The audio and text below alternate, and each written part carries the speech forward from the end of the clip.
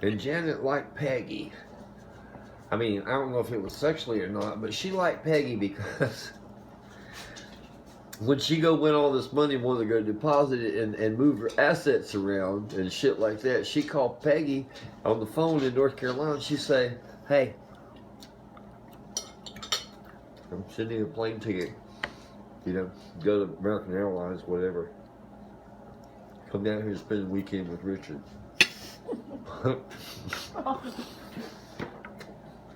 This was so devious, it was funny. Thank you. And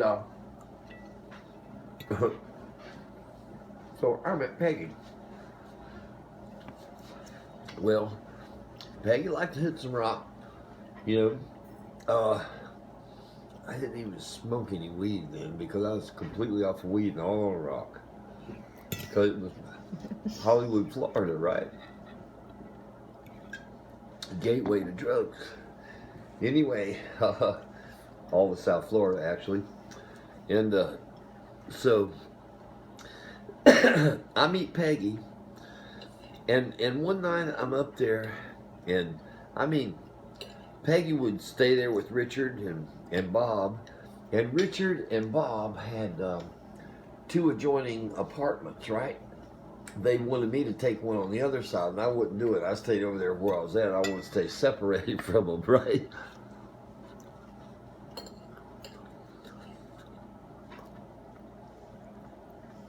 But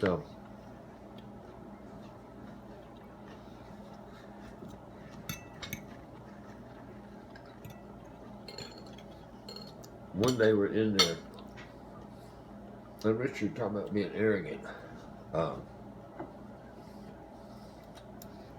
He was 62, about 265 pounds, about 6'2", big boy, but older guy, totally white-headed. And he called me over to go get him a tickle, and I went and got that, and Peggy was there. And some other girls were in the beginning, then they all left after they got smoked it all. And me and him and Peggy are sitting there talking. I don't know how I got started. He got arrogant, said something about me. I don't really remember what it was, but I remember when I stood up to walk out, he walks up and he hits me like this, right? With his chest. It's like, get the fuck out of here. And Peggy, she just looking. And I turned around and walked out. Well, that's what I do. You know, I don't, you know. And so a little bit later, he leaves. I don't know where he went. I think to get with some other girls, get some more crack or something. I got the little dog over there at my apartment.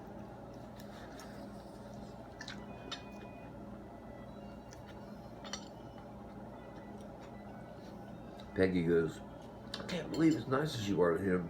You know, he'd come up, you know, shove you like that, you know." I said, "Well, that don't bother me, but that's the only shot he gets like that." That's the first and the last one. And so it comes out like that same night that Peggy went somewhere, and he got me to go get him some more, another $200. But what I learned to do was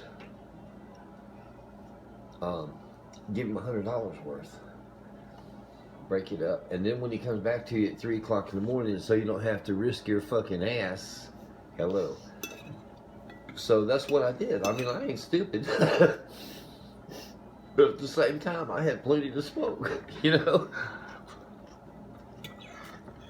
So anyway, I do this one night. I just went home when he shoved me like that. Then he come back, and he asked me to go get him some shit. So I went and got $200, but I gave him $100. And he come back a little bit later, and he gave me another $200.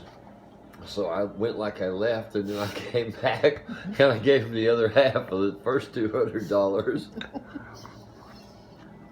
Well, what do you expect me to do? You know? He's fucking with me. But anyway,